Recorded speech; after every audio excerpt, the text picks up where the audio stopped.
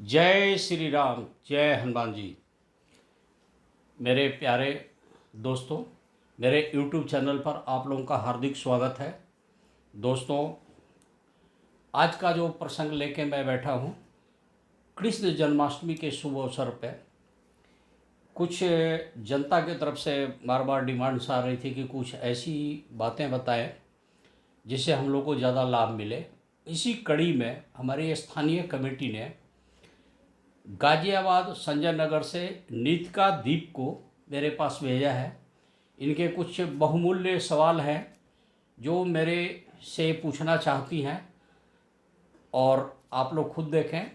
सबसे पहले मैं नीतिका दीप का हार्दिक स्वागत करता हूं अपने YouTube चैनल पे। राधे राधे गुरु जी। जय श्री राम, जय हनुमान जी, जय राधे कृष्णा, राधे राधे। अब मैं आपसे अनुरोध करूंगा कि आपके जो सवाल हैं आप पूछिए, मैं जवाब देता हूँ। जी गुरु जी, पहले तो राधे राधे, सभी को राधे राधे। जी। तो मेरा जो सवाल है कि आपको पता है कि आज के टाइम में हम सबको पता है कि जन्माष्टमी क्यों मनाते हैं, कैसे मनाते हैं। हाँ। लेकिन मैं ये जानना चाहती हूँ कि ऐसी कौन सी बात है जो हमारे भक्तजनों को या मुझे पता होनी चाहिए जन्माष्टमी से रिलेटेड, जो आज के हमें नहीं पता। अच्छा सवाल है। देखिए, कहते हैं सात समंद की मसी करो लेखनी सब बनराई, आ धरती सब कागज करो हरिगुण लिखा न जाई। सातों समुद्र को भी मिला के स्याही बना दिया जाए तो भी प्रभु का गुणगान नहीं किया जा सकता है। खासकर विशेष रूप से श्री कृष्ण भगवान के चरित्र के ऊपर बात है। बड़े बड़े महारथियों ने, बड़े बड़े ऋषि मुनियों ने, बड़े बड़े तपस्वियों ने इनके विषय में बहुत कुछ बोला है और असंख्य रूप से, असीमित रूप से है। फिर भी कृष्ण भगवान योगेश्वर भी हैं और सर्वोत्तम भी हैं। तो इनके विषय में मैं आपको बताना चाहूँगा।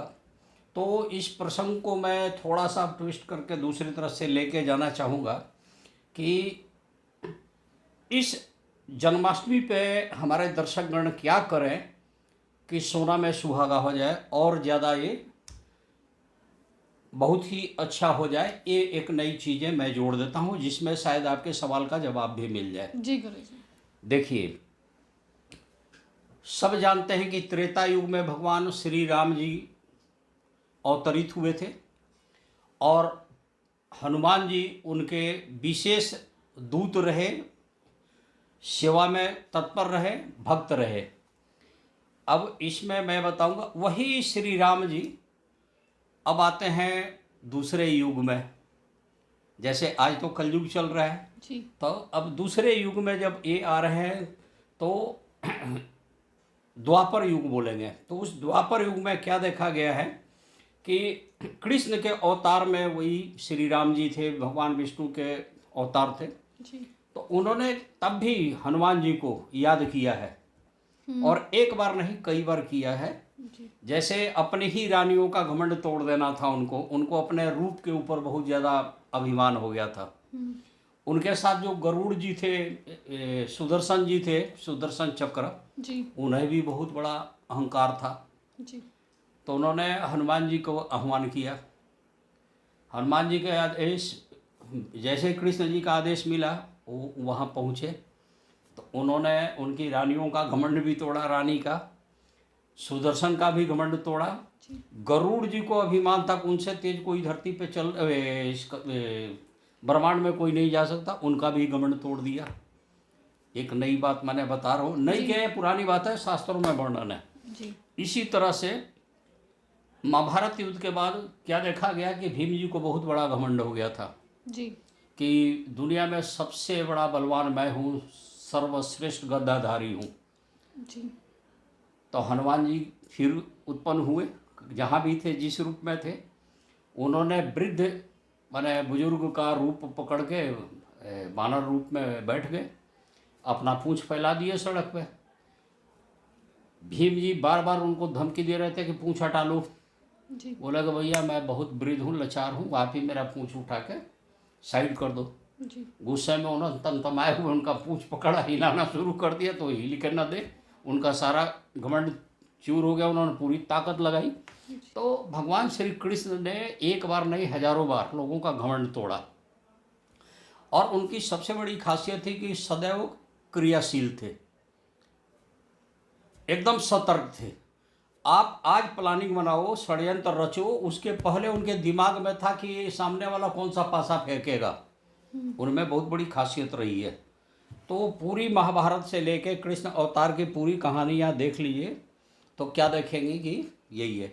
अब आपने पूछा कि हम लोग इसको क्या करें कि सबसे अच्छा रहे और क्या खासियत विशेष है, माने यही विशेष जी था। गुरुजी। देखिए, हम लोग ज्योतिषाचार्य हैं। जी। आज भी किसी माता बहनों को बच्चे होने में दिक्कत हो जाती है, हाँ जी। तो हम लोग उनके पंचम भाव को उपाय के साथ साथ क्या बोलते हैं, आप संतान गोपाल मंत्र का जाप करो। आज भी कृष्ण को याद करते हैं। अच्छा। और कृष्ण भगवान ही ऐसे देवता हैं कि उत्तरा के गर्भ में भी जाके रक्षा किए थे। तो बोलते हैं श्री कृष्ण गोविंद हरे मुरारी हे नाथ नारायण वासुदेवा। जी गुरुजी। और संतान गोपाल में भी ये बताया गया है, ओम देवकी सुत गोविंदम वासुदेव जगतपते देहि में तन्नम कृष्ण त्वाम शरणम गत। ठीक।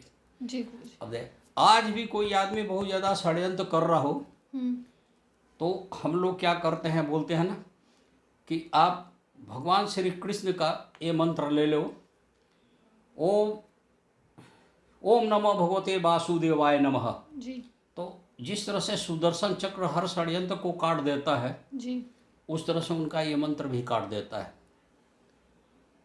और कृष्ण भगवान के कभी भी कहीं शुभ काम में हम लोग चलते हैं तो क्या बोलते हैं, पहला कदम निकालते वक्त श्री कृष्ण शरणम गच्छामि, श्री कृष्ण शरणम गच्छामि। एग्जामिनेशन हॉल में बैठ जाने पर आदमी क्या बोलता है, ओम नमः भगवते वासुदेवाय नमः। ऑपरेशन थिएटर में जब लोग पहुंच जाते हैं, चाहे डिलीवरी का मामला हो चाहे कोई भी मामला हो, जी। तब भी लोग याद करते हैं ना, ओम नमः भगवते वासुदेवाय नमः। नमः। जी। या कहीं ऐसी जगह जा रहे हैं जहाँ पर थोड़ा सा कोई दिक्कत लगे तो हम बोलते हैं ना श्री कृष्ण शरणम गच्छामि। अब आइए, अब इसको फिर हम जहाँ पर ट्विस्ट किए थे वहाँ पे आते हैं। जी गुरुजी। हनुमान जी आज भी कलयुग में जीवित हैं। अष्ट चिरंजीव में आपने इतिहास पढ़ा होगा, शास्त्र पढ़ा, पुराण पढ़ा, जो भी शास्त्रों का आपने पढ़ा, जी। इसमें बताया गया कि हनुमान जी को वरदान है, असबर दिन ही जानकी माता।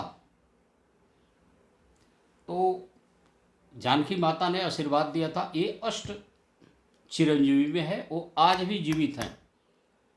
त्रेता में भी जिंदा थे, द्वापर में भी जीवित हैं और कलयुग में भी रहेंगे। और कलयुग के लास्ट में जब कल्कि अवतार होगा जी। तो जामवंत जी, ये सारे लोगों का फिर अष्ट चिरंजीवी लोगों का मेल होना है। ठीक है। तो जब जीवित आदमी है धरती पे, ब्रह्मांड को देख रहे हैं, हम लोग के साथ है, जी। हम लोग में उतनी शक्ति नहीं है कि हम हनुमान जी को पहचान पाए। तो जब हम भगवान श्री कृष्ण विष्णु अवतार और भगवान श्री राम की कोई भी पूजा करते हैं तो हम उन्हीं को क्यों नहीं पहले निमंत्रण दें, आह्वान हम करें तो सबसे पहले उनको भी करें कि हे प्रभु, आप धरती पे विराजमान हैं, आप हमारे इस कृष्ण जन्माष्टमी के शुभ अवसर पर हमारे पूजा में पधारें, हमारा सौभाग्य होगा। तो क्या देखेंगे कि कृष्ण भगवान भी खुश होंगे। अब कृष्ण भगवान के पूजा करते वक्त हमेशा ध्यान रखना चाहिए उनके पिताजी का नाम, उनकी देवकी माता, यशोदा माता, जी। इन सबको स्मरण कर लेना चाहिए। ठीक है। खीरा का प्रयोग किया जाता है, जी। एक गर्भ के रूप में भी मान लिया जाता है कई जगह कि खीरा रात के ठीक 12 बजे फट जाती है, ऐसा भी प्रचलन है, कहावतों में बताई जाती है, खीरा का प्रयोग किया जाता है। तो कृष्ण भगवान के जन्मोत्सव के अवसर पर इन चीज़ों को हमेशा याद करना चाहिए, जो जो चीज़ कृष्ण भगवान में खासियत रही है।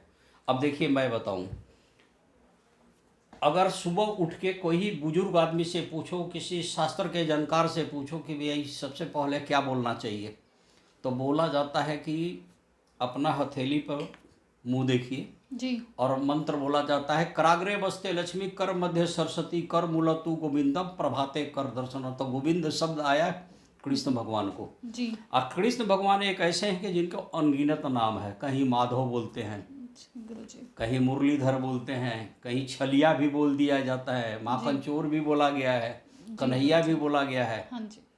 तो कृष्ण भगवान का इस वर्ष जो जन्माष्टमी होने जा रही है, तो मैं दर्शकगण से ये प्रार्थना करूँगा, ये मेरा अपना व्यक्तिगत सुझाव है, बाकी आपकी इच्छा, आप अपने ढंग से पूजा करें, कि आप अष्ट चिरंजीवी हनुमान जी का स्मरण करके उन्हें निमंत्रित कीजिए।